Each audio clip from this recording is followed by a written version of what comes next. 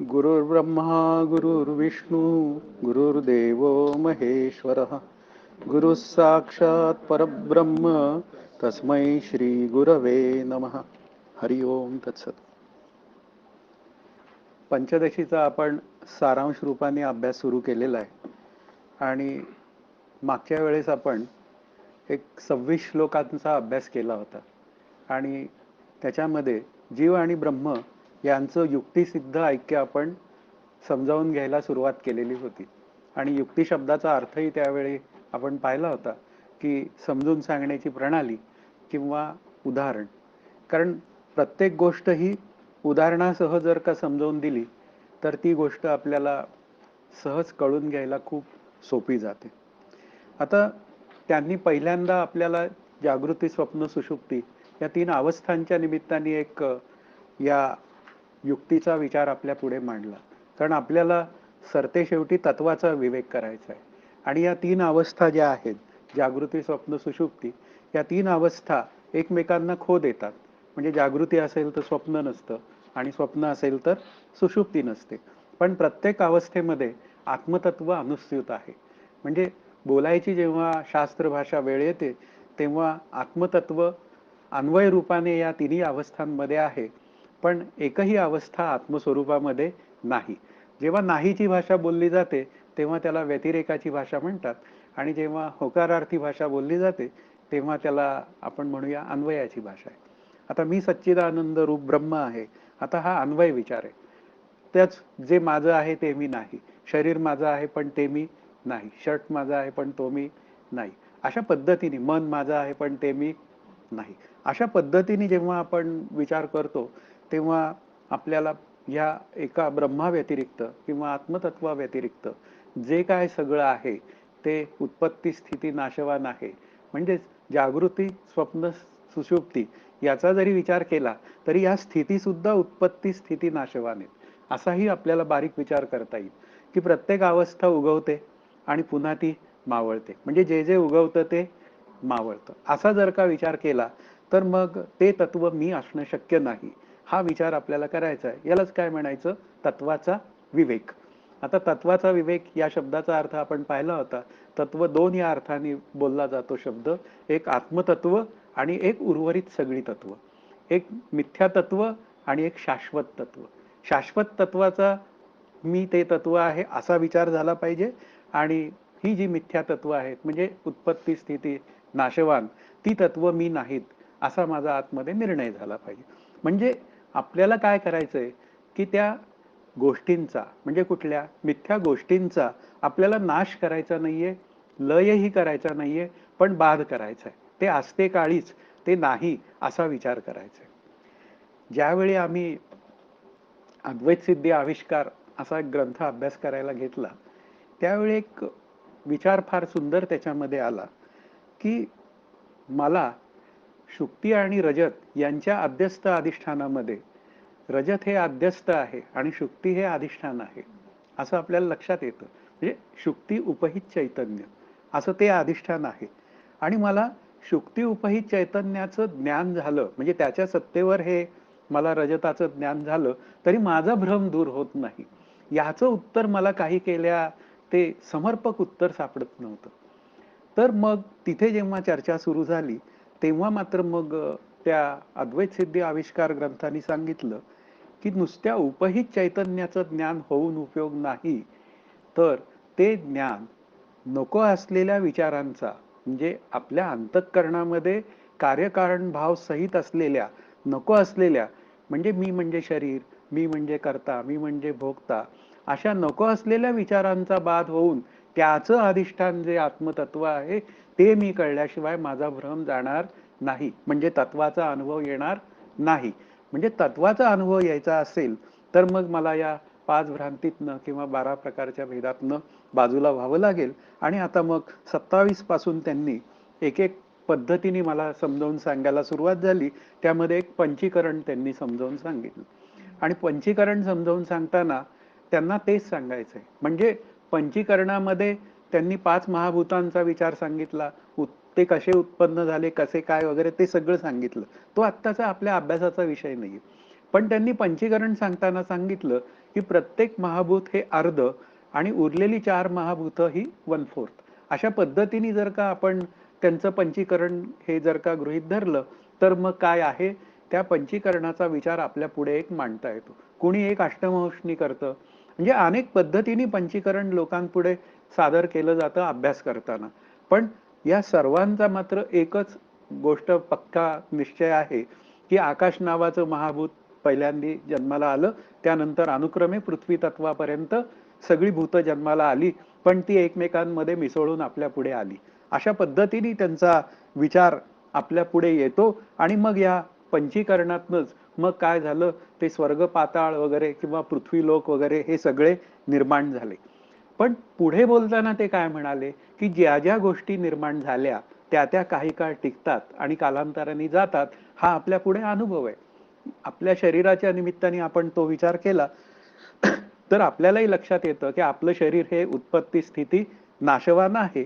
म्हणजे याचा अर्थ काय आहे, की आपण या उत्पत्ती स्थिती नाशवान नावाचे जे सगळे पदार्थ आहेत, की ते जगत जीव या रूपाने आपल्या पुढे येतात, तर ते सगळे पदार्थ कसे आहेत, ते मिथ्या आहेत, ते ठरवले पाहिजेत.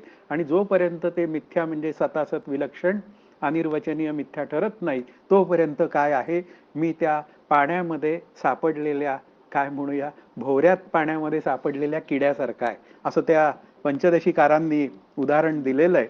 आणि मग त्यातून बाहेर पडण्याचा उपाय काय? कारण शेवटी काय असतं, की उपायाचा विचार हा आपल्याला खूप महत्वाचा असतो आणि तो आपल्याला प्रकर्षाने करायचा असतो. आता मी झालं, मला जगत सत्य वाटतंय, हे मला आता या पंचदेशीकारांनी सांगितलं. मग ठीक आहे. आणि मग पुढे काय करायचं मी त्यातून बाहेर पडण्यासाठी? तर ते म्हणतायत, की तुझी श्रोत्रिय ब्रह्मनिष्ठ दयाळू अशा श्रीगुरूंशी गाठ पडली पाहिजे. श्रोत्रिय शब्दाचा अर्थ पुन्हा दशोपनिषद, नंतर ब्रह्मसूत्र आणि भगवद्गीता या तिन्ही शास्त्रांचा अभ्यास झालेला असला पाहिजे. शिवाय त्या प्रत्येक शिष्याचं उत्तर हे त्याला समर्पकपणे दिलं पाहिजे. ते त्याला कळेल अथवा न कळेल. पण त्याला असं म्हणता कामा नये, की तुला आत्ता ह्या स्तरावर कळणार नाही, नंतर तुला कळेल. ते जे उत्तर आहे ते दिलं गेलं पाहिजे. ब्रह्मनिष्ठ, ब्रह्मस्वरूपाचा कायमचा अनुभव पाहिजे आणि पुन्हा दयाळू पाहिजे. म्हणजे ते ज्ञान देण्याविषयी, ते ज्ञान वाटण्याविषयी कुठेही त्या व्यक्तीच्या अंतःकरणामध्ये तरतम भाव असता कामा नये, की ही व्यक्ती माझ्या जवळची आहे, ती व्यक्ती माझ्या लांबची आहे. असा विचार आला की जीव जीवातला भेद तयार झाला आणि जीव जीवाचा भेद हा तत्वानुभव येऊ कधी देत नाही. म्हणून अशा श्री गुरूंची भेट व्हावी आणि त्यासाठी शुद्ध पुण्याची आवश्यकता असते, असंही तिथे या पंचदशीकारांनी म्हटलंय. म्हणजे त्या श्री गुरूंचा आणि त्या शिष्याचा एक संबंध प्रस्थापित होतो आणि गुरु शिष्य संबंध प्रस्थापित झाल्यानंतर मग दोघांमध्ये अभ्यासाच्या चर्चा होऊ शकतात. हा त्यातला महत्वाचा भाग आहे, की त्या अभ्यासाच्या चर्चा होणं ही आपल्या पंचदशीकारांनी तत्वविवेक होण्यासाठी घातलेली अट आहे. हा विचार आपल्याला कुठेतरी केला पाहिजे. कारण समर्थही म्हणतात, अभ्यासे प्रगट व्हावे, नाहीतर झाकोन असावे. म्हणजे याचा अर्थ काय आहे, की अभ्यास हा करण्याशिवाय आपल्याला काही पर्याय नाही. म्हणून इथे त्यांनी मला जेव्हा केलेला अनुग्रह आणि जीवब्रह्मैक्य ज्ञानाचा उपदेश म्हणजे तत्वमसीचं चिंतन, की जो या तत्वविवेकाचा शेवटचा भाग आहे. म्हणजे त्या 43व्या पासून श्लोकांपासून 65 श्लोकांपर्यंत जे काय समजावून सांगितलंय आपल्याला जीव आणि ब्रह्म यांचं ऐक्य, ते तत्वमसीच्या चिंतनातनं सांगितलेलं आहे. म्हणजे तोही विचार आपल्याला करायचाच आहे. म्हणून त्यांचा अनुग्रह, त्यांनी केलेला जीव ब्रह्मैक्य ज्ञानाचा उपदेश हा माझ्या अंतःकरणात ठसण्याची व्यवस्था असते. 2 पद्धतीने तो उपदेश ठसतो, की इथे बसलेली व्यक्ती ही प्रामाणिक साधक तरी ऍटलीस्ट असली पाहिजे, की ती स्वतः अभ्यास करण्याचा प्रयत्न करते आहे आणि ती हे चिंतन मांडत आहे आणि त्या चिंतनाच्या निमित्ताने प्रत्येकाला अभ्यास करण्याची बुद्धी ही तयार होते. तसंच श्री गुरु नावाचं जे व्यक्तिमत्व आहे, त्यांच्या सांगण्यातनं हे चिंतन मी अभ्यास करावा अशी एक भूमिका अंतःकरणात निर्माण करू शकतं. हा त्यातला महत्वाचा विचार आहे. कारण त्याला आधार द्यायची वेळ आली तर मग ज्ञानदेवांची ओवी आहे, मार्गाधारे वर्तावे, विश्व मोहरे लावावे, अलौकिक न होवावे लोकांप्रती. मार्गाधारे वर्तावे म्हणजे स्वतःचा झाला अभ्यास, मग आता तो स्वार्थ असा नाही हे करायचा, म्हणजे व्यक्त, की माझं झालं आता मी जाऊ दे, असं नाही. तर श्री गुरु कसे असतात, तो स्वार्थ न करता सर्वांना ते अत्यंत शुद्ध चित्ताने म्हणजे मुक्त हस्ताने ते आपल्याला सगळं वाटतात. ते चिंतन म्हणजे दोघांमध्ये चर्चा होते, हा आपल्या अभ्यासाचा मुख्य विचार आहे. आणि मग ते माझ्या अंतःकरणाला मुख्य विचार काय आहे, की ते माझ्या अंतःकरणाला साजेशी अशी साधन पद्धती सांगतात, की कदाचित ती मला नक्की माहिती नसते. हा त्यातला भाग आहे. कारण मी त्यांना विचारू शकतो. कारण मी जेव्हा त्यांच्या पुढे व्यक्त होतो, तेव्हा मात्र माझ्या व्यक्त होण्यावरनं त्यांना लगेच कळतं. ते त्यांचं गेसिंग नसतं, ते त्यांचं फीलिंग असतं. आणि त्या फीलिंगमध्ये नक्की लक्षात येतं, की याला कोणती साधन पद्धती दिली पाहिजे, याला काय पद्धतीने कमअप केला पाहिजे अभ्यासामध्ये. आणि त्यामुळे काय होऊन जातं, या पुन्हा पंचीकरणातनं जे काय उपजे ते नासे, हे जे काय तत्व झालेलं आहे, किंवा पुनरपी भासे हे घटिका यंत्र ऐसे परिभ्रमेगा, अशी ज्ञानदेवांची ओवी आहे. म्हणजे उपसतं, नाश पावतं, पुन्हा पुन्हा जन्माला येतं आणि त्या पुन्हा किती वेळा जन्मा यावे, किती वेळा व्हावे फजित, तुकाराम महाराजांचं म्हणणं आहे. मग त्यातून जर का सुटका करायची असेल तर मला साधन समजावून सांगणारे हे माझे श्री गुरु असतात. हा त्यातला महत्वाचा विचार आहे. म्हणून इथे हे पंचीकरण सांगण्याचं कारणच काय आहे, की पंचीकरणाच्या निमित्ताने जगताची उत्पत्ती झालेली आहे, म्हणून त्याला स्थिती आहे, म्हणून त्याचा लय आहे. त्याच जगताचा एक भाग माझं शरीर आहे आणि ते शरीर सुद्धा काय आहे, येणारं जाणारं आहे, म्हणून ते मिथ्या आहे. मग त्याच्याकडनं काय झालं पाहिजे, वसुली झाली पाहिजे. नरदेहाचे संबंधे बहुत पावले उत्तम पदे. उत्तम पदे ही वसुली आहे. आणि मग पुनरपी जननम पुनरपी मरणम हे काय आहे, हे काही खरं कारण नाही. हा त्यातला भाग आहे. म्हणून ही एक विचारधारा सांगितल्यानंतर, की पंचीकरण सांगितलं, मग उत्पत्ती स्थिती सांगितली, त्यानंतर मग आणखीन एका पद्धतीने त्यांनी एक समजावून सांगण्याचा प्रयत्न केलाय आणि त्याला कोश स्वरूपात समजावून सांगायला सुरुवात केलेली आहे. आणि कोश हा जेव्हा विचार करायची वेळ येते, त्यावेळी कोश कोणाचे अशी एक भूमिका विचारात येते. म्हणजे कोणाचे या शब्दाचा अर्थ त्या कोशाचा कार्यकारण भाव संबंध काय, की कोश सत्य आहे का मिथ्या आहे. मग कोश सत्य आहे का मिथ्या आहे याचा निकाल जर का आपल्याला करायचा असेल तर त्या कोशांचं स्वरूप मला समजावून घ्यावं लागतं. मग आता एक अन्नमय कोश असा त्यांनी मला समजावून सांगितला आणि अन्नमय कोशाला स्थूल शरीर असं म्हणतात. आता हे जे दिसतंय आपल्याला 5 ज्ञानेंद्रियांना, ते कुठलं आहे, ते स्थूल शरीर आहे. मग ते कशाचं बनलेलं आहे, पुन्हा आपले निर्णय पक्के पाहिजेत. तत्वविवेकामध्ये काय करायचंय, एक आत्मतत्व खरं आहे म्हणजे सत्य आहे आणि उर्वरित जगत येणारं आणि जाणारं आहे. शरीर त्या जगताचा एक भाग, म्हणून शरीर कसं ठरलं, मिथ्या ठरलं. म्हणजे अन्नमय कोश कसा आहे, येणारा आणि जाणारा आहे म्हणजे मिथ्या आहे. म्हणजे 5 महाभूतांनी आणि 3 गुणांनी बनलेला आहे. अष्टधा प्रकृतीचा आहे असं बोललं जातं. म्हणजे स्थूल शरीर काय झालं, आपल्याला ते मिथ्या ठरलं. म्हणजेच पुन्हा काय झालं, ते जन्माला आलं म्हणून काय आहे, त्याला स्थिती आहे, म्हणून त्याला मरण आहे. आता त्याच्या आतमध्ये जो कोश आहे तो कोणता आहे, तो प्राणमय कोश. आता प्राणमय कोशाने काय आहे, त्याला आपण एनर्जी असं म्हणूया किंवा ऊर्जा असं म्हणूया, की ती ऊर्जा प्राणमय कोशाच्या निमित्ताने मला मिळते आणि माझ्या हातून कार्य घडतं. म्हणजे याचा अर्थ काय आहे, प्राण कोणाचे असा जेव्हा विचार करायची वेळ येते तेव्हा मग मात्र म्हणतात प्राण जीवाचे. प्राण आत्म्याचे नाही म्हणत कोणी, कारण आत्मतत्व अशरीरी आहे. अशा रीतीने जेव्हा विचार करायची वेळ येते तेव्हा काय होऊन जातं, प्राणमय कोश सुद्धा काय आहे, पुन्हा येणारा आणि जाणारा आहे. आपण बोलताना कसं म्हणतो, प्राणज्योत मालवली. आता मालवली म्हणजे काय झालं, ती आली होती म्हणून ती काय झाली, मालवली. असे त्याचे विचार आहेत. पुढे जो कोश आहे तो मनोमय कोश आहे. आता मनोमय कोश कसा आहे, तर तो वायू तत्वाचा आहे. मन वायू तत्वाचं आहे आणि मनाचं मुख्य कार्य काय आहे, संकल्प विकल्प करणे. आता संकल्प विकल्प करणे म्हणजे हे करू का ते करू. बरं, हे करू का ते करू असा विचार करून माझ्या अंतःकरणामध्ये मी काय तयार करतो, सुख किंवा दुःख निर्माण करतो, म्हणजे या मनोमय कोशातनं. मग असं जर का वायू तत्वाचं असलेलं मन जे आहे त्यांनी जर का संकल्प विकल्प करून सुख दुःख तयार होत असेल तर त्या मनाला मी काय केलं पाहिजे, समजावून सांगितलं पाहिजे. मना सज्जना भक्ती पंथेची जावे, किंवा मना सज्जना सदा रामी प्रीती धरावी, किंवा मना सज्जना राघवे वस्ती कीजे. हे मनाच्या श्लोकातले विचार आहेत. म्हणजे मनोमय कोश सुद्धा वायू तत्वाचा म्हणजे पंचमहाभूतांचाच असल्यामुळे मनाने केलेले संकल्प विकल्प सुद्धा मिथ्या आहेत. भला तो काय म्हणूया, आत्मानात्म विचाराचा जरी केला, तत्व मला एकरूप व्हायचंय तत्वाशी, हा विचार केला तरी तो विचार कसा आहे? मिथ्या आहे. पण कसा आहे? संवादी मिथ्या आहे.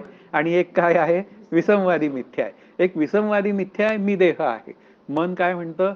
मी देह आहे. आता काय झाला तो विसंवादी मिथ्या. मग विसंवादी मिथ्याने काय होतं? मी जन्माला येतो आणि पुन्हा पुन्हा मरतो. हा त्यातला भाग. तेच जर का मी मन नसून मी आत्मा आहे, असा जर का तत्वाचा विचार केला, तर मी तत्वरूप होण्याची तिथे व्यवस्था आहे. कारण जी गोष्ट टिकत नाही, म्हणजे जी गोष्ट बाधित होऊन जाते, ती गोष्ट सत्य नसते. मग मन नावाची गोष्ट काय आहे? जागृतीत आहे, स्वप्नामध्ये अर्धवट आहे आणि झोपेमध्ये पूर्ण विलीन आहे. आहे सूक्ष्म अज्ञात अंतःकरण वृत्ती आहे, पण ती व्यवहार करण्याला सक्षम नाही. म्हणजेच याचा अर्थ काय झाला, की मनाचा काय आहे गुणधर्म? संकल्प विकल्प करणं आहे. तर त्याला आपण काय करूया? त्याचा गुड यूज करून घेऊ शकतो आणि मी मनाला काय करू शकतो? त्या राघवाच्या वस्तीकडे न्यायला त्याला विचार करू शकतो. आता पुढचा जो आहे तो विज्ञानमय कोश आहे. हे असे एकात एक आत आपल्या अंतःकरणात कोश आहे. स्थूल अन्नमय कोश, मग त्यात प्राणमय कोश. मग प्राणमय कोश सर्व शरीरभर व्यापून आहेत. हे सगळे सर्व शरीरभर व्यापून आहे. आता विज्ञान शब्दाचा अर्थ बुद्धी असा होतो. मग आता बुद्धी काय करते? निर्णयात्मका वृत्ती, तिला बुद्धी असं म्हणतात. मग बुद्धी निर्णय घेते. मग बुद्धी कशी आहे? तेजतत्वाची आहे. पुन्हा तेजतत्व पंचमहाभूतांचं आहे. मग आता बुद्धीने सतत काय निर्णय घेतले पाहिजेत? पुन्हा समर्थ असं म्हणतात, बुद्धी दे रघुनायका. म्हणजे बुद्धी जर रघुनाथाकडे मागत असतील, तर बुद्धी सत्वगुणाची ठेव, म्हणजे सत्वगुण वर पाहिजे, रज त्याच्या खाली, आणि तमाचा तर विचारच नको. हा त्यातला मुख्य विचार आहे. मग अशा रीतीने मी बुद्धीने सतत निर्णय काय करायचे, की मला अभ्यास करायचा आहे, दुपारी 3 ते 5 वर्ग आहे, मग दुपारच्या झोपेचं काय करायचं, मग तिथे त्यावेळी त्याग करायचा. अशा पद्धतीने आपल्याला त्यागवृत्ती जर का तयार करायची असेल, तर मग निर्णय घ्यावे लागतात. सदनिर्णय मला घ्यावे लागतात. सिनेमाला जायचं का अभ्यासाला जायचं? निर्णय तिथल्या तिथे घेता आला पाहिजे. मी सिनेमाला येऊ शकत नाही, आत्ता माझा पंचदशीचा अभ्यास वर्ग आहे. इतकं आपण काय पाहिजे? आपल्याविषयी कठोर पाहिजे, दुसऱ्यांच्या विषयी नाही. दुसरा काय करतोय त्याचा तो जाणे, पण मी मात्र माझ्याविषयी इतका पक्का पाहिजे की मला निर्णय घ्यायची वेळ आली की काय आहे, मी तो निर्णय घेतला पाहिजे. म्हणून बुद्धी सुद्धा काय आहे? तेजतत्वाची आहेत. म्हणून तिला सुद्धा निर्णय कुठल्या आत्मतत्वाकडे जाणारे निर्णय घ्यायला तिचा उपयोग करून घ्यायचा आहे. आणि सर्वात शेवटचा जो कोश आहे तो आत्मस्वरूपाच्या अत्यंत जवळचा, त्याला आनंदमय कोश असं म्हणतात आणि त्याला कारण शरीर असं म्हणतात. मग तो जो आनंदमय कोश जो आहे, म्हणजे स्वरूपाच्या अत्यंत जवळचा, आता त्याचाही शोध मी घ्यायचा आहे. तो ध्यानाच्या निमित्ताने घेता येतो. समाधीचा विचार पुढे येणार आहे, त्यावेळी मी तो विचार तिथे तो पूर्ण करीन. म्हणून इथे काय आहे की या आनंदमय कोशाचा जेव्हा विचार करायची वेळ येते, त्यावेळी आपल्याला एवढं लक्षात ठेवावं लागतं की जितका स्वरूपाच्या जवळ जास्त कोश आहे ना, तितकं माझं बिघडायची शक्यता जास्त असते. म्हणजे कसं? ते समजावून सांगतो. उदाहरणार्थ, शरीर आणि मनाचा विचार घेतला, तर आपण एखाद्याला काय म्हणतो? तू मला 2 चापट्या मारल्या तरी चालतील, पण तू माझं मन दुखवता कामा नये. ती कारणं आपल्याला लक्षात आली पाहिजे. कारण मन काय आहे? ते आत्मस्वरूपाच्या जास्त जवळ आहे. त्यामुळे माझा आनंद बिघडतो. हा त्यातला भाग आहे. कोणी मला बोललं ना मनाला, म्हणजे काही, तर मी काय म्हणतो? हे काही मला पटत नाही. हा त्यातला भाग आहे. म्हणजे याचा अर्थ काय आहे की आपल्याला मग त्यातून मिळालं काय? मला जर सतत आनंदात राहायचं असेल, तर मला कोणाचं मन दुखवता कामा नये. हा त्यातला एक मुख्य विचार जर का आपल्या अंतःकरणात तयार झाला, तर मग काय होऊन जातं? आपण आपल्याला सहजपणे अलग ठेवू शकतो साधनेसाठी, मन न दुखवता. सिनेमाला जाणार आहे ना, बाबा तू जाऊन ये मस्त, हे तिकिटाचे पैसे घे, अफोर्डेबल असेल तर. तुला मी माझ्याकडनं तिकिटाचेही पैसे स्पॉन्सर करतो, पण मी मात्र येणार नाही. ही इतकं पक्क पाहिजे, मन दुखवायचं नाहीये. म्हणजे अशा पद्धतीने आपण कोणालाही मन न दुखवता आपला अभ्यास आपण खूप काही वेळ काढून करू शकतो. हा त्यातला भाग आहे. मग या कोश पद्धतीचा विचार, हे सगळे कोश काय आहेत? शरीराचे आहेत. त्यालाच मग आपण स्थूल सूक्ष्म कारण अशा पद्धतीने बोलतो. आणि कारण शरीराचा त्या पुन्हा आनंदमय कोशाशी संबंध आहे. आता स्थूल शरीर जेव्हा बोलायची भाषा येते, तेव्हा तो आपल्या अन्नमय कोशाशी असतो. सूक्ष्म शरीर जेव्हा बोलायची भाषा येते तेव्हा तो लिंग शरीराचा विषय असतो, म्हणजे मनबुद्धी चित्त अहंकार. मग हे विज्ञानमय आनंदमय पर्यंतचे सगळे कोश काय आहेत, विज्ञानमय पर्यंतचे, ते पुन्हा सूक्ष्म शरीरात जातात. आणि मग तिसरा जो आहे कारण शरीर, त्याचा आनंदमय कोशाशी संबंध आहे. म्हणजे शरीराच्या भाषेत जरी आपण विचार केला की आपल्याला काहीही अडचण नाही, एक तर त्या शरीराच्या भाषेत तरी त्या अन्नमय कोशाचा विचार करा, किंवा पुन्हा काय आहे त्या कोशांच्या भाषेत तरी करा. पण काहीही झालं तरी पाचही कोश कसे आहेत, मिथ्या आहेत. आणि पुन्हा स्थूल सूक्ष्म कारण ही तिन्ही शरीरं काय आहेत, येणारी जाणारी आहेत, म्हणून ती सुद्धा मिथ्या आहे.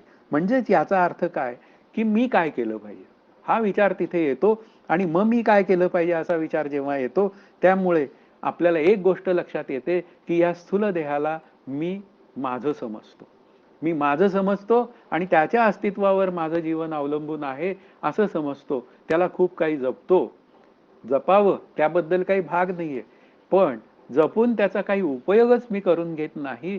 देह परमार्थी लाविले तरीच याचे सार्थक झाले, नाही तर व्यर्थ गेले नाना आघाते मृत्यू बनते. हे समर्थांचं वचन आहे. म्हणून इथे कर्ता भोक्ता भाव जो आहे तो सुख दुःखात्मक आहे.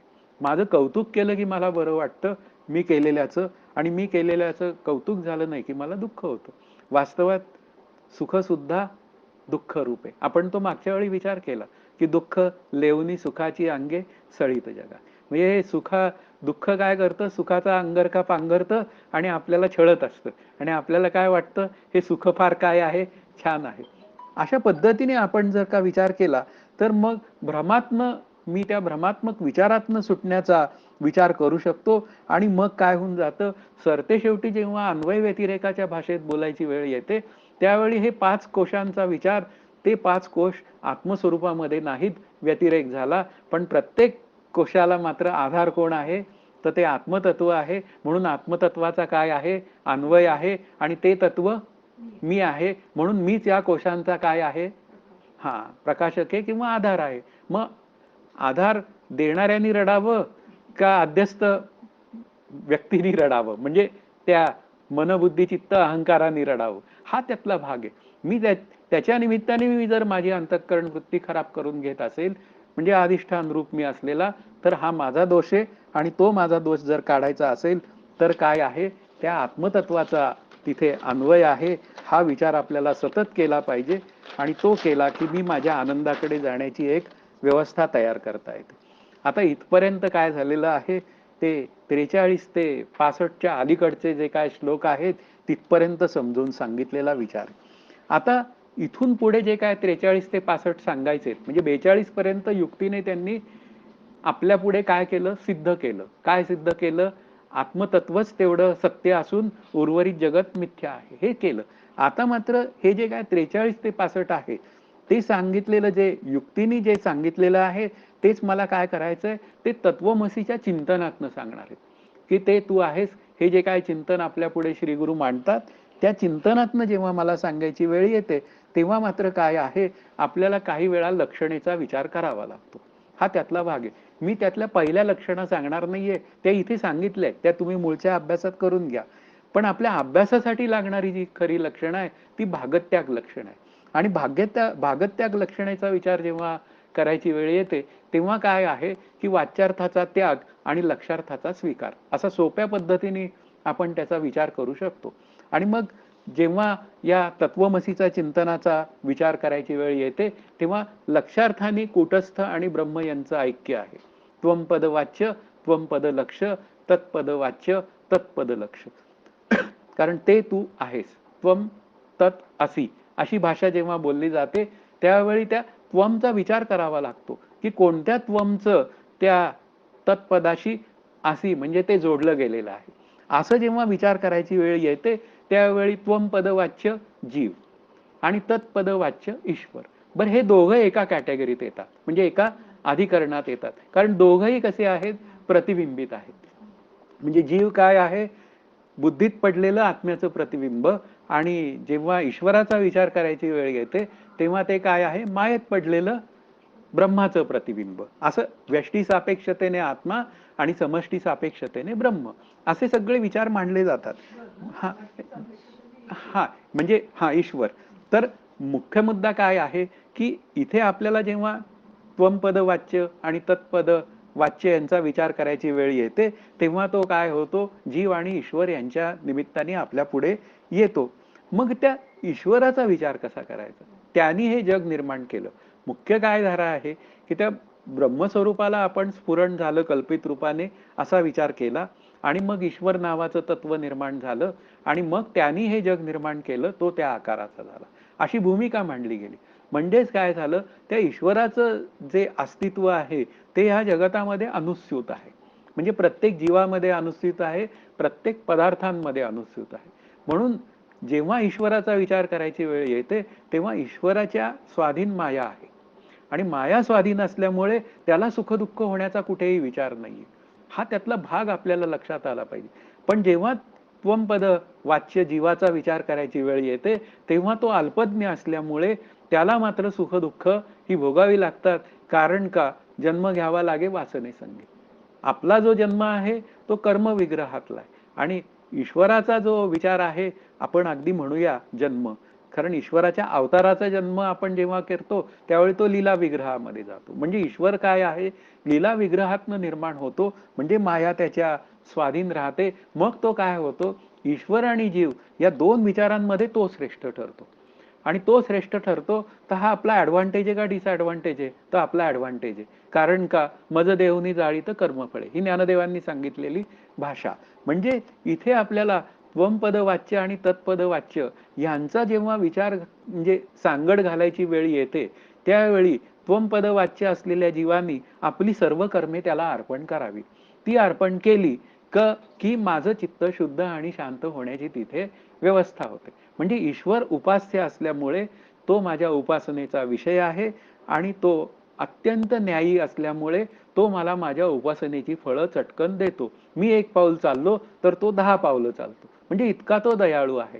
अशा पद्धतीने जर का तो विचार करता आला, तर या त्वमपद वाच्य आणि त्वमपद तत्पद वाच्याचा विचार आपल्याला करता येतो. पण आपल्याला मुख्य जो विचार आहे तो आसीपदाने ऐक्य शोधायचं आहे. आणि ऐक्य कशात आहे? तर ते लक्षार्थात आहे. मग लक्षार्थात जर का ऐक्य असेल, तर ते ऐक्य कसं आहे? तर त्वमपद लक्ष कूटस्थ चैतन्य आणि तत्पद लक्ष ब्रह्मचैतन्य. एकाच चैतन्याचे हे 3-4 कल्पित प्रकार आहे. ईश्वर चैतन्य, ब्रह्मचैतन्य, जीव चैतन्य, आणखीन काय चैतन्य मांडायची तेवढी मांडा. पण एकाच चैतन्याचे काय आहेत? ही कल्पित रूप आहेत. हा त्यातला एक महत्वाचा भाग आहे. मग त्यातलं आपल्या अभ्यासाच्या दृष्टीने श्रेष्ठ काय? तर चैतन्य नावाची गोष्ट ही काय आहे? ती श्रेष्ठ. मग कूटस्थ चैतन्य हा शब्द कसा आला? तर कूट शब्दाचा अर्थ समजावून सांगताना लक्षात घ्यायचा आयरन. आयरन आणि आयरन कशी आहे, की त्या आयरणीवर दागिने घडत असताना तो दागिना काय पद्धतीने आणि कोणता घडतोय याविषयी ती बेखबर असते. समर्थांचा लाडका शब्द आहे, की आयरन बेखबर असते आणि बेखबर असल्यामुळे ती काय आहे, त्या कूट म्हणजे आयरन ही त्या दागिन्यांपासून जशी बेखबर आहे, तसाच कूट म्हणजे आत्मा हा या घडणाऱ्या व्यवहारांपासून बेखबर आहे आणि तो मी आहे. म्हणून करू न अकर्ता. म्हणजे आपण जे काय करायचंय ना, ते त्याला आवडेल असंच करायचं. कारण त्याची प्रसन्नता मला मिळाल्याशिवाय माझ्या जीवनात श्रीगुरु नाही येणार, माझ्या जीवनात शास्त्रकृपा नाही होणार, माझ्या जीवनात आत्मकृपा नाही होणार. अशा पद्धतीने ते पुढचे सगळे व्यवहार काय होणार आहेत? ठप्प होणार आहेत. म्हणून कूटस्थ शब्दाचा जेव्हा खऱ्या अर्थाने विचार करायची वेळ येते, त्यावेळी कूटस्थ चैतन्य म्हणजे अंतःकरण उपहित चैतन्य.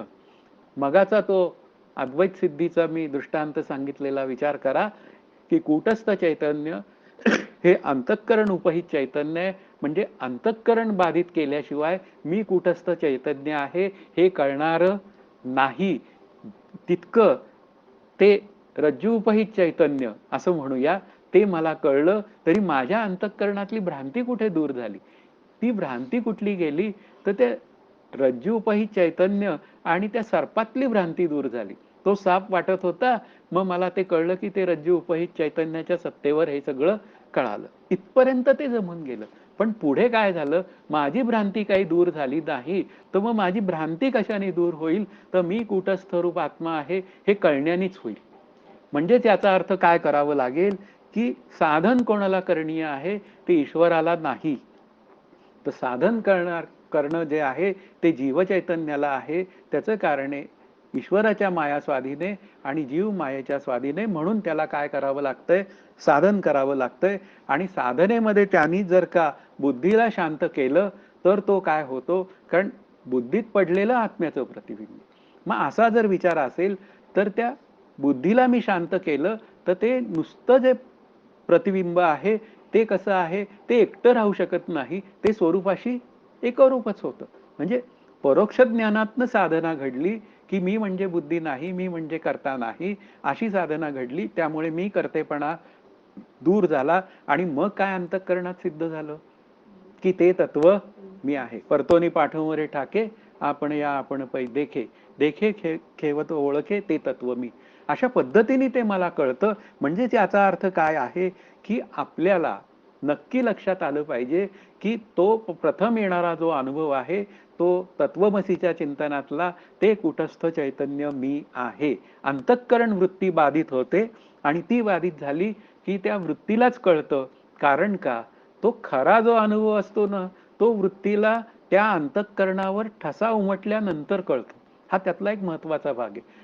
आनंद होताना आनंद कळाला तर द्वैत झालं. मग त्या आनंदाला अर्थच उरला नाही. म्हणून अद्वैत सिद्धी केव्हा आहे, तर मी आणि आनंद दोघं वेगळे राहता कामा नये. म्हणजे अशा पद्धतीने एकरूपतेचा तो आनंदाचा विचार आहे आणि मग ते कुटस्थ चैतन्य मी आहे असा विचार तिथे तत्वमसीच्या चिंतनातला लक्षार्थाने असलेलं कुटस्थ चैतन्य, वाच्यार्थाने असलेल्या शरीराचा म्हणजे 5 कोशांचा किंवा 3 शरीरांचा बाद करून मला खऱ्या आनंद तत्वाचा अनुभव येतो आणि तेच आनंद तत्व जे आहे म्हणजे मी कुटस्थ चैतन्य, मग कुठेतरी श्री गुरु किंवा तत्सम व्यक्ती भेटते आणि ती सांगते, आता तुला जे कळलंय ना ते सर्वांमध्ये पहा. आता यालाच काय म्हणायचं, कुटस्थाचं आणि ब्रह्मस्वरूपाचं ऐक्य. हा, ते ऐक्य जे आहे ते जर का करून घ्यायचं असेल तर ते ऐक्य अशा पद्धतीने सिद्ध होतं. म्हणजे तिथे मला त्या श्री गुरु किंवा तत्सम व्यक्तीकडनं मला तो एक शक्तीचा लाभ होतो आणि जे मला कळालं आहे तेच मात्र सर्वांमध्ये तेवढंच आणि तितकंच, जे सर्वत्र सदा सम असा श्री ज्ञानदेवांनी मांडलेला विचार आहे. तर ते मला कळतं. म्हणजे कूटस्थ चैतन्य आणि ब्रह्मचैतन्य हे एकाच अधिकरणातले आहेत. त्याला विचारसागरने एकाच गोत्रातले आहेत असं म्हटलेलं आहे. तसंच जीव नावाचं तत्व वाच्यार्थाने असलेलं जीव आणि पुन्हा ईश्वर नावाचं तत्व वाच्यार्थाने ते दोघं एका गोत्रातले आहेत. म्हणून होतं काय, मुख्य जेव्हा विचार करायची वेळ येते तेव्हा जे आहे तेच सिद्ध होतं, जे नाही ते कधी सिद्ध होणार नाही. ईश्वर नावाचं तत्व काय आहे, जग नावाचं तत्व स्वीकारलं की ते आहे. अदरवाईज ईश्वर नावाचं तत्व काय आहे, रामकृष्ण हरीचे. पण मला कुठेतरी ते म्हणूया माझी कर्म बुद्धी जी आहे मी करतो म्हणून, ती बुद्धी कर्म मला जर का अर्पण करायची असेल तर मला मात्र ईश्वर नावाचा तत्वाचा स्वीकार करावा लागतो. त्यांनी म्हटलंय, जग जगापरी चाले ते ईश्वर सूत्रे बांधिले, ते सूत्र मी हाती घेतले ऐसे न व्हावे. तो एक वेगळा विचार आहे, की मी हाती घ्यायचं नाही हे त्यातलं तर महत्वाचं आहे. म्हणजे मी अर्पण बुद्धीने करायचा विचार म्हणजेच काय करायचं, मी हाती नाही घ्यायचं. मग जग जगापरी चाले ते ईश्वर सूत्रे बांधिले. अशा पद्धतीने जर विचार केला तर ईश्वरार्पण बुद्धीने मी कर्ता भाव निघून जातो आणि मी कर्ता भाव निघाला की मी अकर्ता आहे. म्हणजे अकर्ता म्हणजे मी कुटस्थ चैतन्य आहे. आणि अशा रीतीने त्या कुटस्थ चैतन्याचं आणि त्या आत्मतत्वाचं अधिकरण हे सिद्ध होतं. ते बाध समानाधिकरण आणि मुख्य समानाधिकरण विषय तो आपण नंतर पाहू, कारण तो पुढे येणार आहे. आत्ता तो विषय इथे नाही मांडलेला म्हणून आपण इथे काही त्याचा विचार करायची गरज नाही. पण पुढे 50व्या श्लोकामध्ये काय केलेलं आहे, की ती शंका त्यांनी एक जाहीर केलेली आहे त्या पूर्व पक्षांनी, की लक्षणेने कळणारे ब्रह्म सविकल्प का निर्विकल्प आहे, असा त्यांनी विचार केलेला आहे. खरं तर बोलायला विचार करायला गेलं ना, की ब्रह्म निर्विकल्प आहे का सविकल्प आहे, हा विचार जेव्हा करायची वेळ येते त्यावेळी पहिला प्रश्न असा आहे पूर्व पक्षाला, की ब्रह्मस्वरूपाविषयी बोलता येतं असं आम्ही कधी म्हटलं.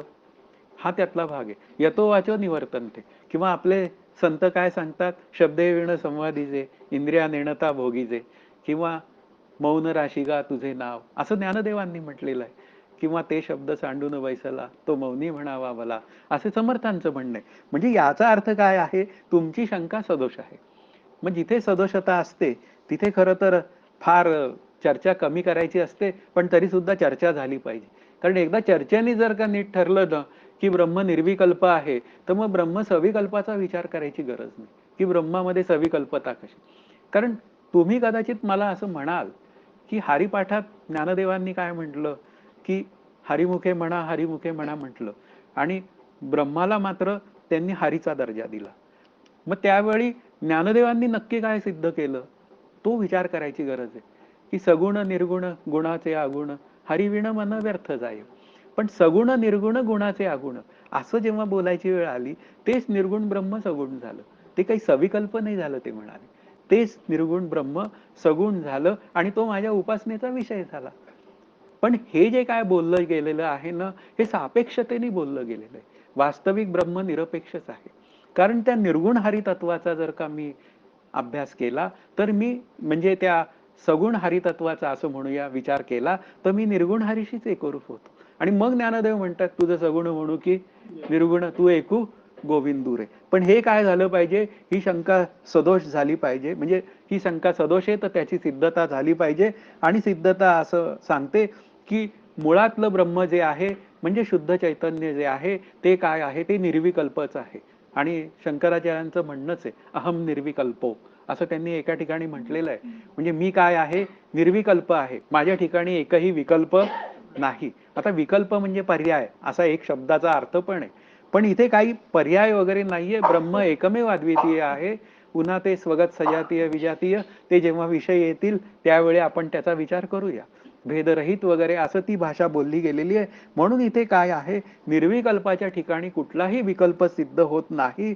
मग निर्विकल्पाच्या ठिकाणी त्याचा कुठलाही विकल्प सिद्ध होत नसेल, तर मग त्याला उदाहरण काय द्यायचं, ते या पुस्तकात दिलेलं आहे. माझी आई वांझ आहे असं जर का मी आई समोर म्हणालो, तर ती माझं कानफाड फोडेल, नाही तर काय करेल. हा त्यातला विचार आहे. म्हणजे ब्रह्म निर्विकल्प आहे, हाच त्यातला मुख्य विचार आहे. आणि निर्विकल्प शब्दाचा अर्थ तिथे एकही विकल्प नाही. मग आता सविकल्पाचा विचार काय करायचा, कारण सविकल्पाची शंका आहे त्यांची. आणि ते सविकल्पाची शंका जेव्हा येते, तेव्हा मात्र सविकल्पाचा विचार आपल्या पुढे येतो, तो करावा लागतो. आणि तो करताना सविकल्पाचा विकल्प आहे ना, हा सुद्धा वदतो व्याघात आहे, अशी भाषा बोलली गेलेली आहे. आणि मग तो आत्माश्रय दोष हा आपल्या पुढे मांडलेला आहे. आणि मग आत्माश्रय दोष जेव्हा मांडायची वेळ येते, त्यावेळी एक लक्षात घ्यावं लागतं की सविकल्पामध्ये काय आहे, की जे जे सविकल्प असतं म्हणजे विकल्पासह असतं, ते ते सावयव साकार असतं. म्हणजे ते ते आपल्याला दिसून तरी कळतं किंवा ते अनुभवाने तरी कळतं. वारा दिसत नाही, पण वाऱ्याचा मला काय आहे, त्याची फिलिंग्ज आहेत. अशा पद्धतीने आपल्याला काय कळतं, त्याचं अस्तित्व कळतं. हा त्यातला भाग आहे. म्हणजे इथे काय आहे, की हा आत्माश्रय दोष जेव्हा बोलायची वेळ येते, त्यावेळी काय असतं, त्या विशेषण आणि विशेष्य भाव संबंधाचा आपल्याला थोडासा विचार करावा लागतो. मी ते तृतीया प्रथमाचा विचार व्याकरण दृष्ट्या मी काही समजावून सांगणार नाही, कारण व्याकरण मलाच येत नाही. पण एक मला असं सांगायचंय, की जेव्हा आपल्याला एखादी गोष्ट विशेषण विशिष्ट भाव संबंधाने कळते, म्हणजे उदाहरणार्थ निळा पेन. आता निळा पेन असं जेव्हा बोलतो आपण, त्यावेळी निळा रंग हे त्याचं विशेषण आहे. आणि तो पेन नावाची गोष्ट आहे ती विशिष्ट आहे. आणि त्या दोघां मिळून काय झालेलं आहे, विशेषण विशिष्ट भाव संबंध तयार झालेला आहे. म्हणजे ज्यावेळी सविकल्पाचा, म्हणजे ज्यावेळी सावयव साकार पदार्थांचा विचार करायची वेळ येते, त्यावेळी आपल्याला तो विशिष्ट पदार्थ हा विशेषणासहितच आपल्या पुढे येतो. म्हणजे याचा अर्थ त्या निळ्या पेनाचा रंग त्या निळ्या पेनाला, म्हणजे त्या पेनाला सोडून कधीही राहत नाही. आणखीन एक उदाहरण दिलेलं आहे, ते खूप पूर्वीच्या ह्याच्यातलं आहे. ते दंडी पुरुष असं दिलेलं आहे. म्हणजे काय आहे, दंड हातात घेतलेला पुरुष म्हणजे व्यक्ती, असं ते एक उदाहरण दिलेलं आहे. आता याचा अर्थ काय झाला, की तो पुरुष जो आहे, दंडी पुरुष, तो काय आहे, विशिष्ट आहे. पुरुष तो आहे, विशिष्ट आहे. आणि दंड त्याच्या हातात जो घेतलेला आहे, तो काय आहे, ते त्याचं विशेषण आहे. आता तो पुरुष जर का दंडी घेऊन आला, म्हणजे ती काठी घेऊन आला आपल्या समोर, तर काय आहे, त्याला दंडी पुरुष म्हणता येणं शक्य आहे. पण असं आपण म्हणालो दंड आला तर काय आहे, दंड जड अचेतन असल्यामुळे तो येणं शक्य नाही, असा त्यातला बोध. किंवा नुसता पुरुषच आला तर त्या पुरुषालाही आपल्याला दंडी पुरुष असं म्हणता येणार नाही. म्हणजेच काय झाला, तो पुरुष दंडाशिवाय आला तरी उपयोग नाही, नुसता दंड आला तरी उपयोग नाही. म्हणजे काय झालं, त्या दंडी पुरुष याच्यामध्ये आश्रय आश्रयी भाव संबंध सिद्ध झाला.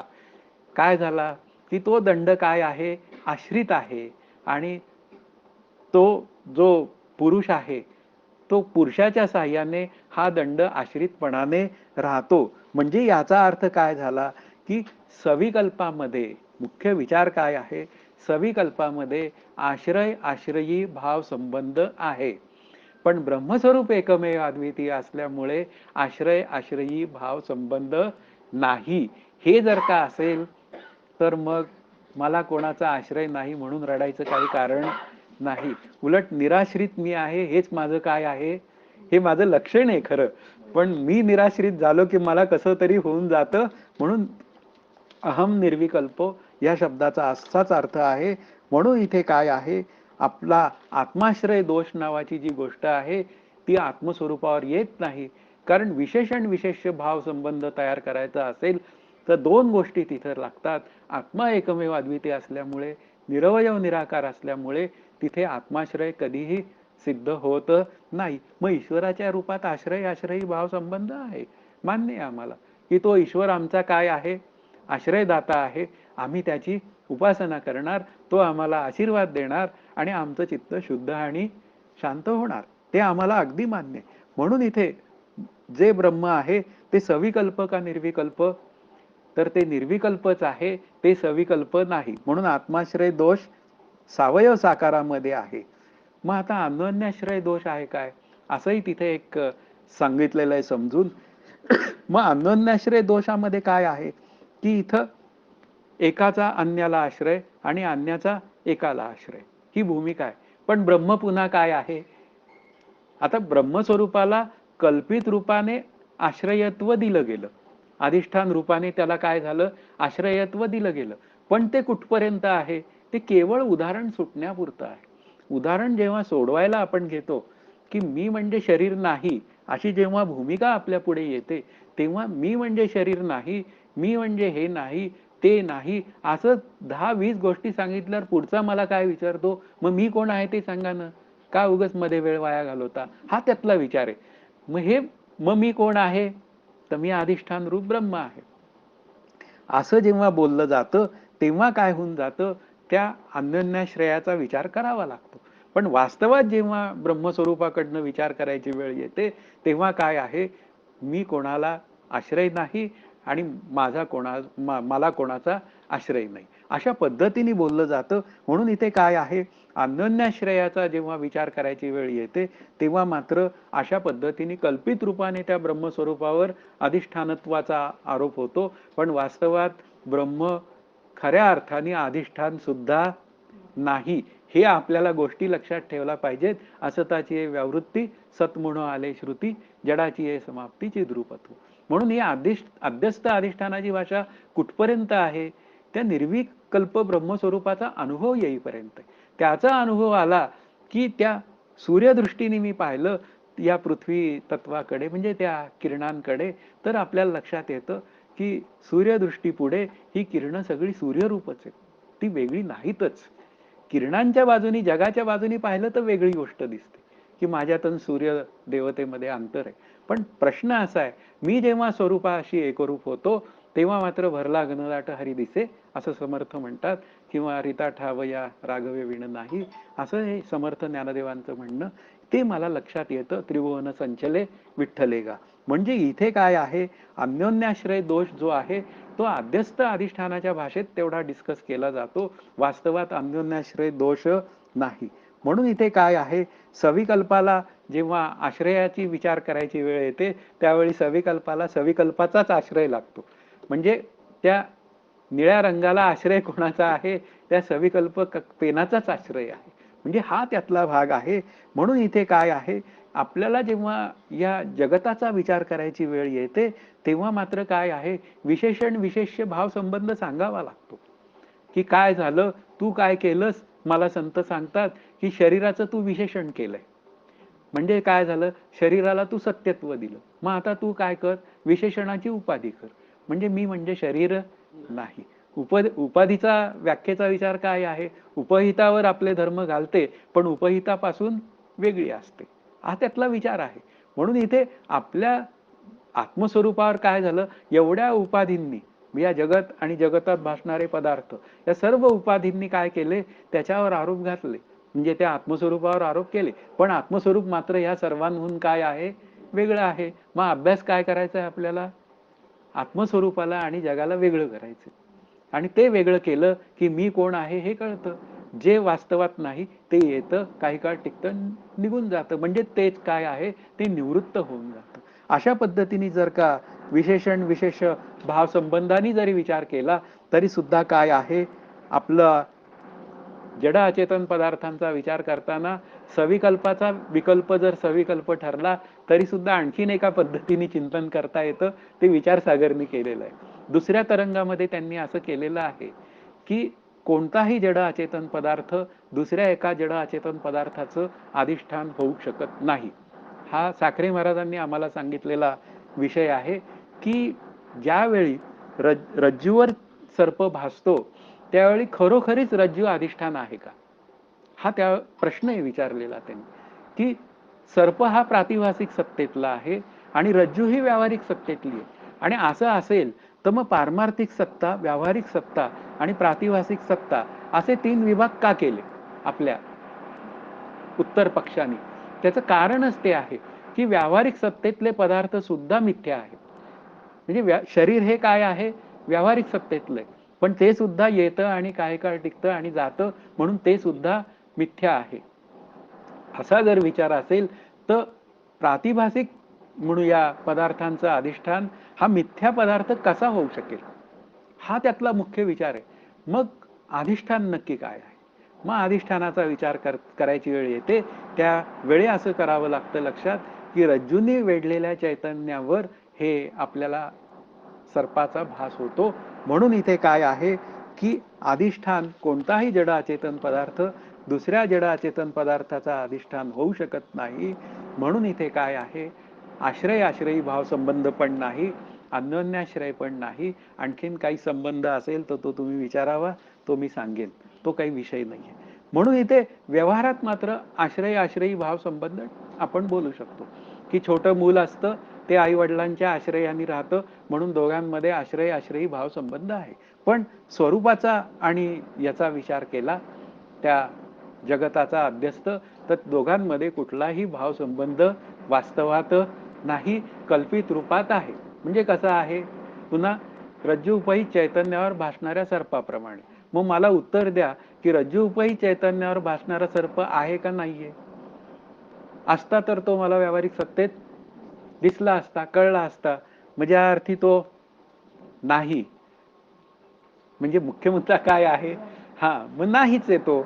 हा त्यातला भाग आहे की जेव्हा बोलायची भाषा कशी असते, एक भाषा ठोस बोलते की जग नावाची गोष्टच नाहीये, असं त्यातलं. अगा जे झालेची नाही तयाची वार्ता पुससी काही. बरं खाली आले तर मग काय म्हणतात की जग कसं आहे, पुन्हा दृष्टीवादातलं जग कसं आहे. दृष्टी जर का स्वरूपाकार असेल तर भरला गणदाट हरी दिसे, ही दुसरी दृष्टी आहे. तिसरी दृष्टी काय आहे, जग कसं आहे, मिथ्या आहे. मुख्य मुद्दा काय, आभासवादातलं जग कसं आहे, मिथ्या आहे. मग अशा पद्धतीने या दृष्टीतनं मांडलेले सगळे काय आहेत, विचार आहेत. म्हणून इथे काय आहे की त्या सूर्याचा दृष्टांत इथे दिलाय. त्या सूर्याची उष्णता त्या पाण्यामध्ये उतरते आणि मग काय होऊन जातं, तिथे विशेषण विशिष्ट भाव संबंध तयार होतो. म्हणजे 2 सावयव साकार पदार्थ आहेत. सूर्य सुद्धा सावयव साकार आहे आणि पुन्हा पाणी सुद्धा सावयव साकार आहे. ब्रह्म कसं आहे, निर्विकार आहे. म्हणजे याचा अर्थ तिथे आकार नाही. म्हणून इथे काय आहे, हे संबंध कुठेही प्रस्थापित करण्याचे प्रयत्न करू नये. मग त्यानंतर पुढे त्याच्या पुढच्या श्लोकामध्ये एक विचार मांडला गेलेला आहे. आणि मग हे विकल्पातील दोष आहेत ना, हे कुठे आढळतात. आणि काय पद्धतीने आढळतात हा त्यातला विचार आहे. तर हे माईक जगतामध्ये आढळतात असा त्याचा विचार करावा लागेल. आणि ते कसे आढळतात? तर गुणजाती, क्रिया, संज्ञा आणि संबंध या रूपाने आढळतात. की प्रत्येक पदार्थ असतो, त्या पदार्थाला गुण असतो. मग तो द्रवरूप आहे किंवा घनरूप आहे अशा पद्धतीने बोललं जातं. नंतर प्रत्येक पदार्थांमध्ये क्रिया असू शकते. उदाहरणार्थ गाय चरत आहे म्हणजे क्रिया आहे. ब्रह्मस्वरूप काय आहे? अक्रिय आहे. असे ते विचार आहे. नंतर संज्ञा आहे. प्रत्येक जीवाला नाव आहे, संज्ञा आहे. नंतर जाती आहे, मनुष्य जाती आहे का पशु जाती आहे असे आहे. चेतन आहे का जड अचेतन आहे का जड चेतनाचा संघात आहे, असं सगळं आहे. आणि पुन्हा काय आहे? त्यांच्यामध्ये संबंध आहे. मग हे सगळ्या ज्या गोष्टी आहेत ह्या सावयव साकार पदार्थांमध्ये आढळतात. पण निरवयव निराकार पदार्थांमध्ये म्हणजे आत्मस्वरूपामध्ये ही गोष्ट अजिबात नाही. कारण आत्मा एकमेव अद्वितीय आहे. दोन आत्मे असा विचार कुठेही मांडलेला नाही. म्हणून इथे काय आहे की अध्यस्त धर्मामुळे अधिष्ठानत्व ब्रह्मस्वरूपावर जे येतं ते कल्पित रूपाने येतं, आरोपित रूपाने येतं, ते वास्तवात येतं नाही. मग आता हे सगळं सांगितलं कशासाठी? तर यातून तत्वचिंतन झालं पाहिजे. आता तत्वचिंतनाचा जेव्हा विचार करायची वेळ येते त्यावेळी आपल्याला असं लक्षात येतं की त्या तत्वचिंतनातला त्वंपद वाच्य जीव नावाचं तत्व आहे. तो वाच्यार्थाने सगळ्या काही क्रिया करतो. यात वाद नाही, त्या क्रिया करायलाच पाहिजेत.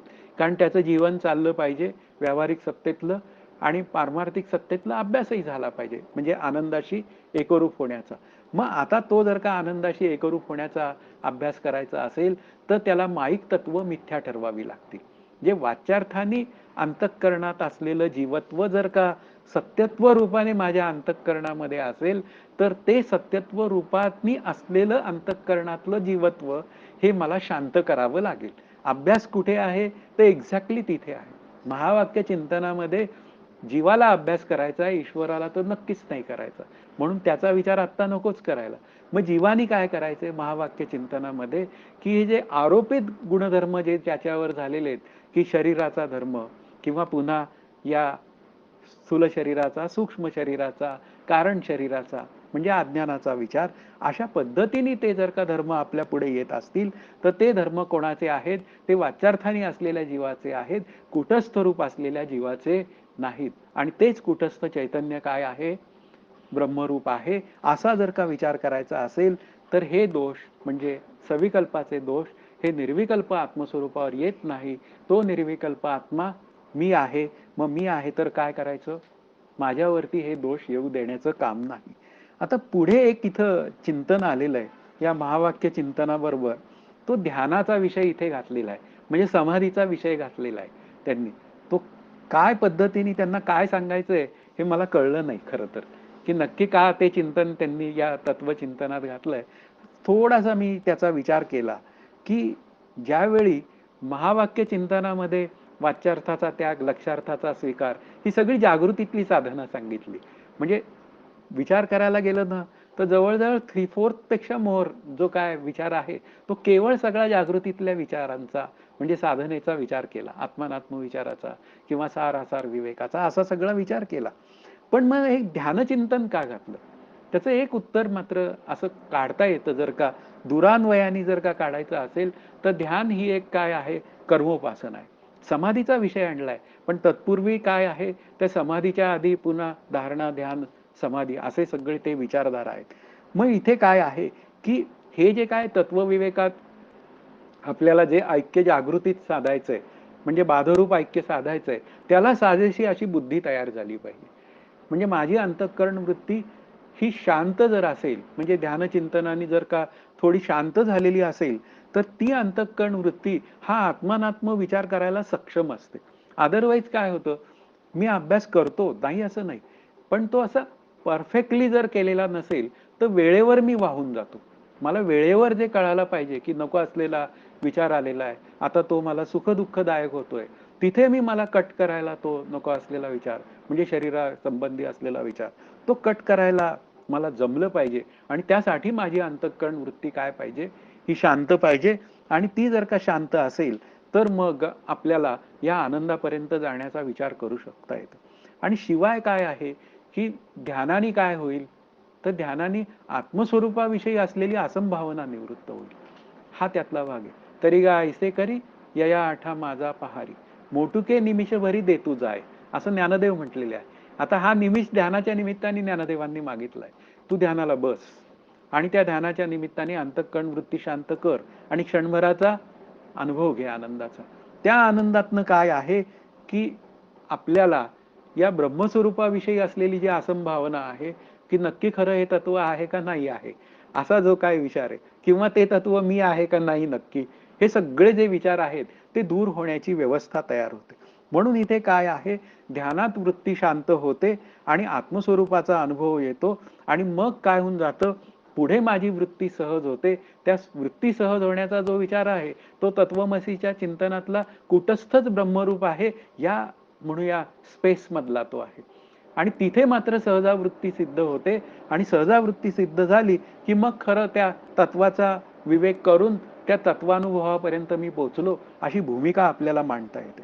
मग आता या निर्विकल्प समाधीला काय आहे, फळ आहे, हा त्यातला भाग आहे. मग काय फळ आहे, तर माझी कर्म जळून जातात, हा त्यातला महत्वाचा आहे. कारण संचित कर्म जळली पाहिजेत. मग आता नामस्मरणात निर्विकल्प समाधी नाही काय, असाही एक विचार करायची वेळ येते. कारण नामाने पापाचे कळप पळती पुढे, असं ज्ञानदेवांचं म्हणणं आहे. मग आता काय आहे, नामसमाधीचाही काय केला पाहिजे, थोडासा विचार केला पाहिजे. मी जर का नाम घेत असेल, एका वेळी एकच गोष्ट अंतःकरणात सिद्ध राहते, हा त्यातला महत्वाचा विचार. मी जर नाम घेत असेल तर माझ्या अंतःकरणामध्ये जगताचे विषय नाहीत. मग ते नाहीत तर काय आहे, नाम आहे. बरं, नामाचं काय आपण केलेले गणित की नाम आणि नामी यांचा अभेद आहे. म्हणजे जिथे रामाचं नाम मी घेतो त्यावेळी मी प्रत्यक्ष रामाशी एकरूप आहे. मग असं जर का नामाला मी महत्व दिलं आणि नामसमाधीतनं मी पुन्हा या समाधीपर्यंतचा अनुभव घेतला, तो विषय याच्यात नाहीये. पण मुख्य मुद्दा काय आहे की आपल्याला प्रत्येक गोष्टीचं साधन बनवता आलं पाहिजे आणि ते साधन मी तसं केलं तर मी माझ्या आनंदापर्यंत सहज जाऊ शकतो. म्हणून त्यांनी कर्म जळून जातात, म्हणजे मी मुक्त होऊन जातो. मग मुक्त झालो तर काय होतं, आवरण दोष निघून जातो, म्हणजे आत्मस्वरूपाचं अज्ञान निघून जातं. विक्षेप शिल्लक राहतो. विक्षेप शब्दाचा अर्थ शरीर. मग शरीर प्रारब्धाने जेवढं काय असेल ते प्रारब्ध भोगतं आणि तो ह्या जन्मात काय होतो, मुक्त होतो. म्हणजे तत्वविवेकातनं आपल्याला काय शिकायचं आहे, तर मला मुक्त व्हायचंय आणि तत्व शब्दाचा अर्थ तेपणा म्हणजे आत्मस्वरूपाचा विचार. मग शेवटचा समाधीचा परिणाम जेव्हा विचार करायची वेळ येते, अगदी अष्टांग योगाच्या समाधीचा, तेव्हा त्या समाधीचा विचार हा ज्ञानरूपतेशी जोडला गेलेला आहे. समाधीत नक्की मला काय येतं, ब्रह्मस्वरूपाचा अनुभव येतो. मग आता ज्ञानरूपता ही जी आहे या समाधीच्या निमित्ताने सिद्ध होते.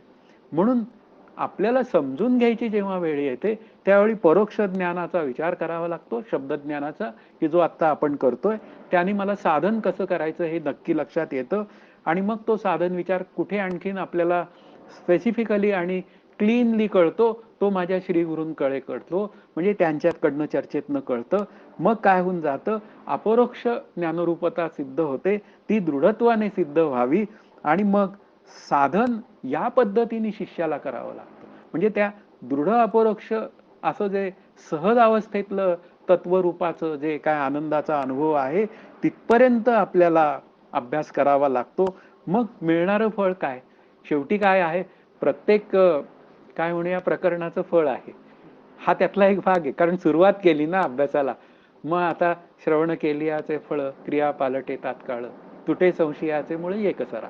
मग तत्वविचाराचा मी तत्वविवेकाचा विचार केला, तत्वाचा विवेक केला तर काय झालं, एक आत्मतत्वच काय झालं, सिद्ध झालं. म्हणून मला जे फळ मिळतं ते अपरोक्ष ज्ञानाचं फळ आहे आणि अपरोक्ष ज्ञान या शब्दाचा अर्थ मुख्य फल काय आहे, तर आत्मस्वरूपाची ऐक्यता म्हणजे आनंद रूपता माझ्या अंतःकरणात सिद्ध होते. आणि अवांतर फल काय आहे, तो पुन्हा जन्म मरणाचा फेरा माझा चुकला जातो, किंवा आपण म्हणूया की माझं काय होऊन जातं, शब्दरूपाने मला त्याचं ज्ञान होतं. आधी शब्दरूपाने ज्ञान होतं, तो सुद्धा अवांतर प्रयोजनाचा विषय. म्हणून इथे शेवट जेव्हा अभ्यासाचा विचार करायची वेळ येते तर शेवट काय आहे, ते सारतत्वच म्हणजे ब्रह्मतत्वच काय आहे, तत्वविवेकाच्या निमित्ताने आपल्याला समजावून सांगायचंय. आणि तत्वविवेक काय आहे, ब्रह्मसत्य जगत मिथ्या. त्याने अज्ञानाची कारणासह निवृत्ती होते. म्हणजे कारण गेलं पाहिजे. आपल्याला प्रत्येक वेळी कारणासह कळावं लागतं. मग इथे का नको, म्हणून कारणासह दूर झालं पाहिजे. कारण आत्मस्वरूपाचं अज्ञान आहे, त्याच्यासह निवृत्ती झाली पाहिजे. मग तसं जर असेल तर मग काय केला पाहिजे, परमानंदाची दृढ अपरोक्षत्वाने प्राप्ती झाली पाहिजे. मग साधनाभिमुख श्रवण हवे. हा त्यातला महत्वाचा विचार आहे. प्रत्येक जे श्रवण आहे ते जीव ब्रह्मैक्य ज्ञानाचं श्रवण सांगणारच असलं पाहिजे. म्हणजेच काय आहे, अंगश्रवण नको, अंगी श्रवण पाहिजे. अंगश्रवणाची उदाहरणं दिलेली आहेत. साखरे महाराजांनी आम्हाला उदाहरण दिलं, कुत्र्याला दगड मारला तर तो दगडाच्या मागे पळतो, आणि वाघाला गोळी मारली तर जिथून गोळी आली त्याच्याकडे तो घेतो वेट. आपलं श्रवण कसं असलं पाहिजे की ते ब्रह्मस्वरूपाला, सार तत्वाला जाणण्यासाठी असलेलं श्रवण पाहिजे. नाहीतर काय होऊन जातं, मग नाहीतर मग नुसताच क्षीण होतो, उदाहरणांचा पूर वाहतो, सगळं काही होतं. पण या इथे या पंचदशीकारांनी आपल्याला किती उदाहरणं दिली. तत्वविचार हा खूप मोठा मांडला. उदाहरणांचा संग्रह जो आहे तो केवळ ते तत्वविचार आपल्याला कळण्यापुरता त्यांनी मांडला. अशा पद्धतीने जर का आपण अभ्यास केला तर तो सार्थकी लागतो, म्हणजे तत्वाचा विचार करणारा. आणि नाही केला तर मग नुसता क्षीण होतो. मग तो क्षीण होऊ नये असं जर का आपल्याला वाटत असेल तर पुन्हा प्रत्येक प्रकरण आपल्याला जीवनमुक्त करायला समर्थ आहे असा विचार करून 15वं प्रकरण जे सारांश रूपाने आपलं जेव्हा होईल तेव्हा मात्र आपण मुक्त झालं पाहिजे असा विचार करून आपण अभ्यासाला बसलं पाहिजे. जय जय रघुवीर समर्थ. हरि ओम तत्सत. श्री पांडुरंगाय नमः.